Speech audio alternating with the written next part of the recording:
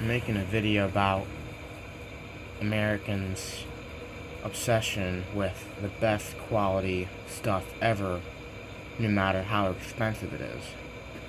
So that kind of goes into the housing crisis, where the houses are the most expensive they've ever been.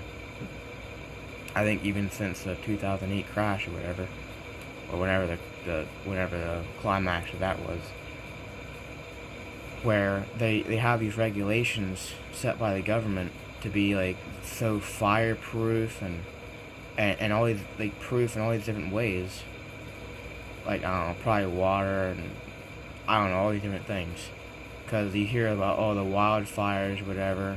We're gonna make all the houses are burning because they're not up to standards or whatever. Like, yeah, probably not.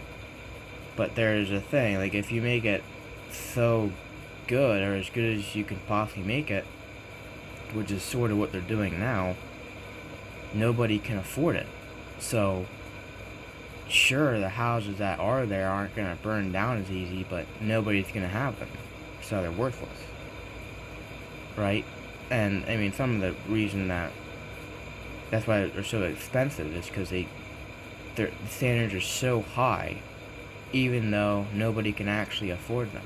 And I don't know if you're looking at the median family household income or whatever, but that doesn't exclude the top, I don't know, million people or whatever. There's 300 something million people in the United States. I don't know if that includes non-citizens or not, but top million people earners is nothing, really. That's still like basically everybody.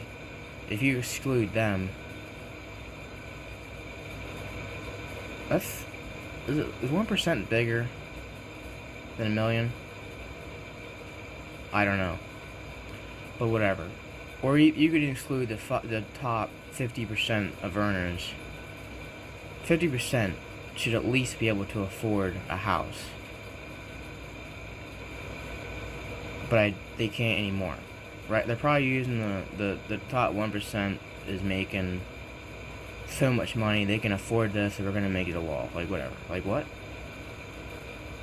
That doesn't really mean anything. Like top 50%. That's not really reflecting everybody else's. I mean, I think the real medium income, excluding the top 50%, is probably like, I don't know, 30K. I don't know. Definitely not 500K to buy a house. You got all the other things you gotta pay for, but they make it so good you can't even buy it. And then it's the cars, where they have all these different things, and a lot of that's just to get around the emissions stuff. They classify what everybody thinks is a car. They classify that as a small truck. And since trucks are kind of for like commerce or whatever, it's business stuff, it's not really worried about emissions on it. It don't make any sense. But that's why they're so big. They're so big and expensive now, and they add all this crap to it that I don't even know. I don't even want these, like the iPads and the sound shit and all that crap for the kids or whatever. Like, I ain't watching DVDs in my car.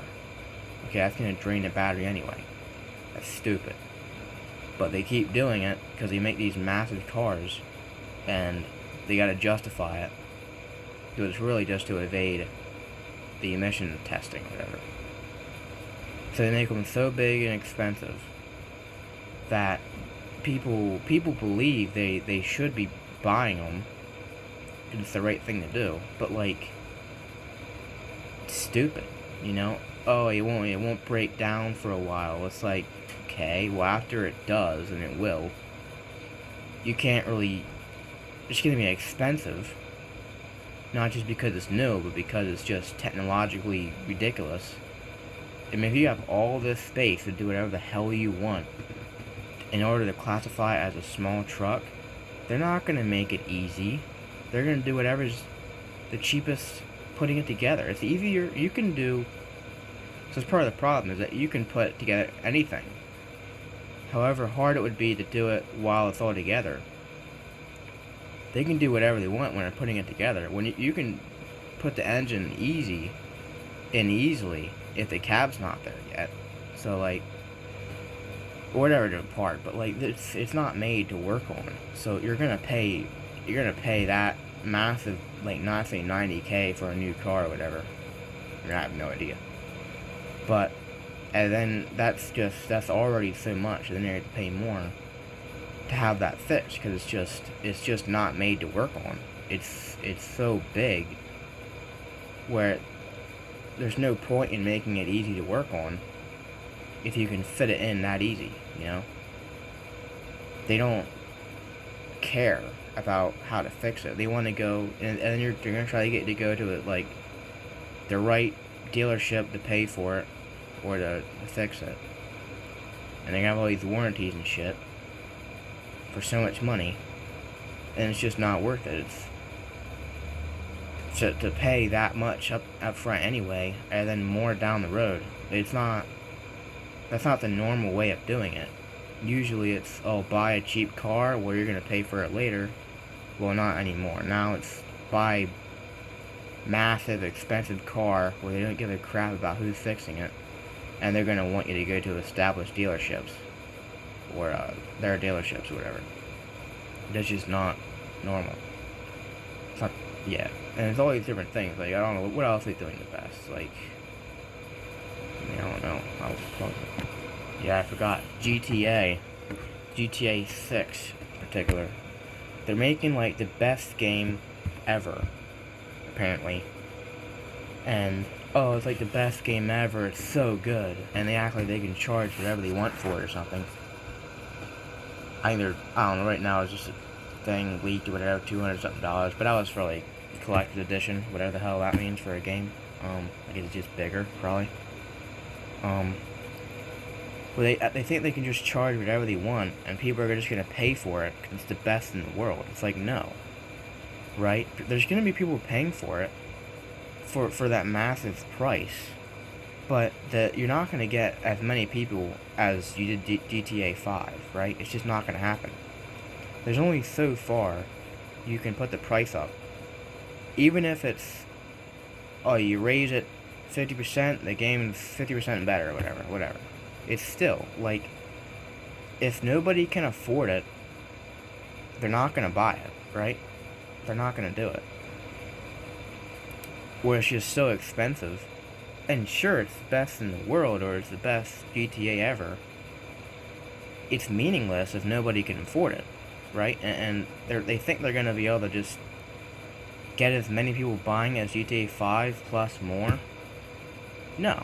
GTA 5 is already so good. I mean, I have no idea. I'm gonna clear about it. I don't give a shit about GTA. I don't care. I barely even watched GTA 5 stuff. I don't know. That was years ago too. I don't know anything about GTA, right? But I'm guaranteeing it is good enough for the price point that people won't buy GTA 6, right? There's a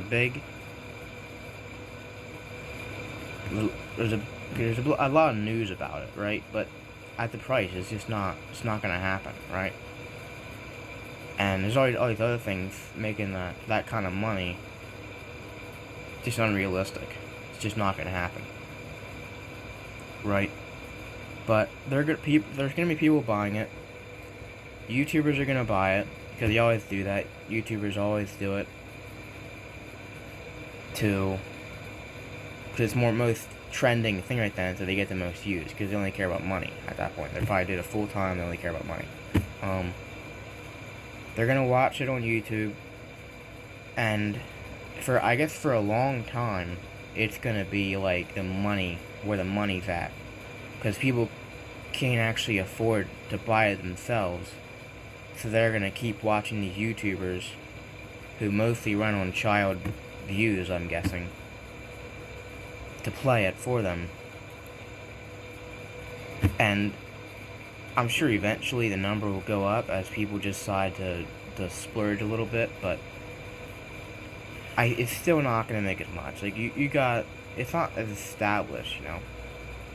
And people are going to want it so bad. They're going to want it so bad, especially if they see other YouTubers using it. But they're not going to get the kids playing it as much, because parents like, oh, it's like $200, or whatever the hell they do it for this game I'm not too thrilled about anyway, shooting everybody all the time. Like, there's gonna be a lot of parents that do it just so that their spoiled kids stop yelling at them or whatever, but it's not gonna be as much GTA as GTA 5. They're making the best in the world, but nobody can afford it, right? It's just stupid. And Snap One, I guess they forgot to put Snap One. I mean, it's a different video. Where Snap One, they make the best tools in the entire world, and they think people are just gonna buy it. Oh, it's the best in the world. Of course you're gonna buy it. Well, you know what? I'm not. A lot of people I know aren't. And I don't know if these people they love the idea of having all Snap One tools, which I guess if you have OCD or whatever. But it's totally unnecessary, right? It's too good. Even if they're just barely making a profit on it, which I doubt they are, they're probably making tons and tons of money off of the already expensive tools. I'm guessing they're increasing prices like crazy over what they actually need to cover costs. But it's too expensive, right? It doesn't make any sense. The only time that you should buy Snap-on tools is if you need a tool that you just break all the time. All the time. Unless you live next to a Harbor Freight, then do that. I mean, here's the thing. If you live next to a tool store, which is unlikely because of zoning laws, you could just buy that store's warranted thing. And who cares that I say it's Craftsman? Yeah, it's Craftsman. It's not as good as Icon or Snap-on or anything, but still, I mean, it's mid-range, and you can replace it basically immediately. Every day you could change it if you want. So, yeah. But yeah, basically the general video, the companies are making stuff that's too good, and they think you're going to pay for it just because it's the best in the world. It's just not going to happen.